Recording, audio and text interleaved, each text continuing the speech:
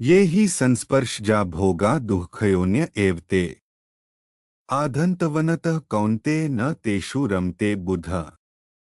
अर्थात જે ઇન્દ્રિયો અને વિષયોના સંયોગોથી ઉત્પન્ન થતા સર્વ ભોગો છે તે બધા મનુષ્યને સુખરૂપ લાગે છે, પરંતુ તે ક્ષણિક હોવાથી નિઃશંકપણે દુઃખના જ હેતુ છે। માટે હે કૌંતેય, ડાહ્યોને વિવેકી મનુષ્ય દુઃખથી બચવા માટે આવા ક્ષણિક સુખોમાં સામેલ નથી થતો।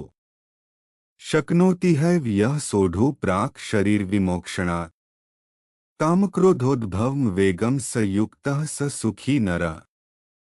અર્થાત જે વ્યક્તિ પોતાના શરીરનો નાશ થયા પહેલા ભૌતિક સુખો દ્વારા લાવવામાં આવતી ઈચ્છા અને ક્રોધમાંથી ઉદ્ભવતા વેગને સહન કરવાનું શીખી જાય છે તે સાચો યોગી છે, જે ખુશ રહે છે અને માનસિક અને શારીરિક રીતે હંમેશા શાંત રહે છે।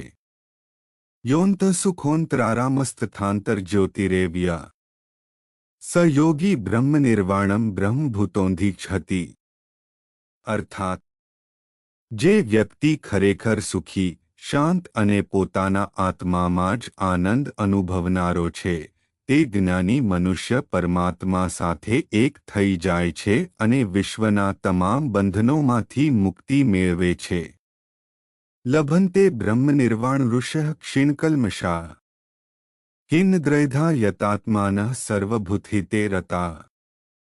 अर्थात જેમના સઘળા પાપ નષ્ટ થઈ ચૂક્યા છે તથા જેમના બધા સંશયોનું જ્ઞાન દ્વારા નિરાકરણ થઈ ગયું છે અને બીજા જીવોના કલ્યાણ માટે પોતાનું જીવન સમર્પિત કર્યું છે, તેઓ પરમ અને શાશ્વત શાંતિ પ્રાપ્ત કરે છે।